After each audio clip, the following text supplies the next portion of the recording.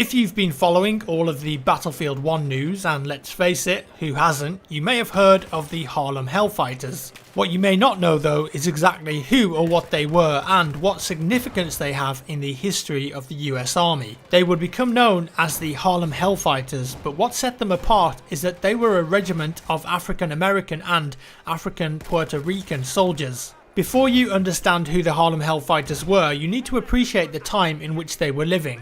Around the time of World War I, there was great prejudice against African American soldiers and African American men and women in general. In fact, prior to the 369th Regiment being formed, that was their official original name, if an African American man wanted to enlist, he was forced to join either the French or the Canadian armies, truly humiliating for a man wanting to serve his own country.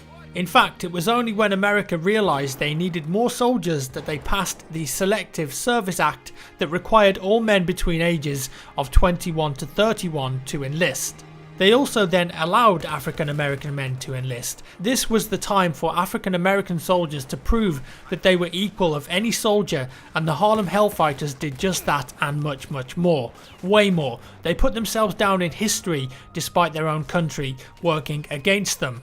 And despite being now allowed into the war and being trained just like any other soldiers, African American soldiers and regiments found themselves doing more labour-based roles. Things like unloading ships and generally doing the support roles rather than being actually able to fight alongside their own countrymen. It's impossible to underestimate how frustrating this must have been. You're first facing immense prejudice just to get into the army and be able to fight for your country, and then when you're finally allowed to do so, you're made to unload ships despite being trained and willing to fight. Finally though, the 369th Regiment were given to the French army and put under their command. This in itself was another kick in the teeth, because when the United States entered the First World War, General Pershing stated that under no circumstances would the US give control of any of its troops to either British or French armies, despite them requesting reinforcements. He said that American soldiers would fight under the American flag and under the orders of an American general. Despite this, the Harlem Hellfighters found themselves becoming an exception to the rule, and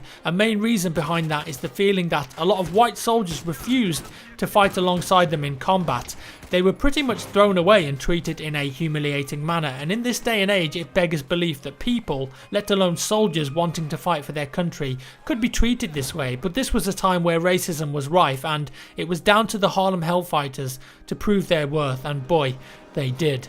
The French army, however, were much kinder. They did not show hatred towards them, and they didn't racially segregate them. Finally, the 369th Regiment maybe felt what it was like to be accepted. The French were far less concerned with race than the Americans, and they were also short on troops. Now you may be wondering where their nickname, the Harlem Hellfighters, came from.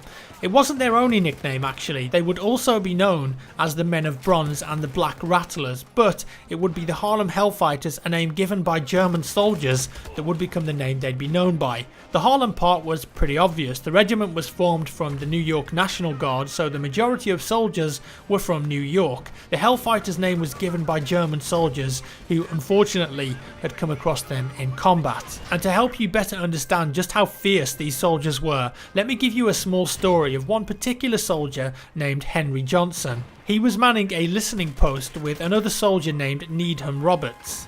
The listening post came under attack from German troops, and Roberts became injured, leaving Johnson to hold the line and protect them both. But there was a problem. He reloaded his American rifle with French ammunition, which caused it to jam, and was left to fight soldiers. He was injured up to 21 times, but forced the German forces to retreat and save his fellow soldiers in the process. It's reported that 4 bodies of German soldiers were found that following morning, but equipment that surrounded the area suggested that there were in fact 30 German soldiers that were involved in attempting to overrun that specific outpost. Due to this, he was nicknamed the Black Death. And for his bravery, he was awarded the Croix de Guerre by the French army, France's highest award for valour. He was one of the first ever Americans to receive this award. Unfortunately, the same gratitude was not given by his home country. When he arrived back in the US, he was not given the Purple Cross and no notes were added to his files regarding his injuries, and as such he's unable to work. He gets no support from the US government and goes to pass away in 1929 without a penny to his name. Due to the time period we're looking at, the US refused to acknowledge his and the Harlem Hellfighters' accomplishments simply because they were born African American, but thankfully we no longer live in such times, and only last year, in June 2015, that's almost 100 years since the events we just talked about, Barack Obama posthumously awarded Henry Johnson with the Medal of Honor. These soldiers have an amazing story, and it's great to see their story, although we don't know how much of it is being told in Battlefield 1. It seems logical that the cover soldier is one of the Harlem Hellfighters himself, and the collector's edition has a statue which is more than likely a Harlem Hellfighter too. These soldiers deserve their story to be told, and let's hope Battlefield 1 does them justice.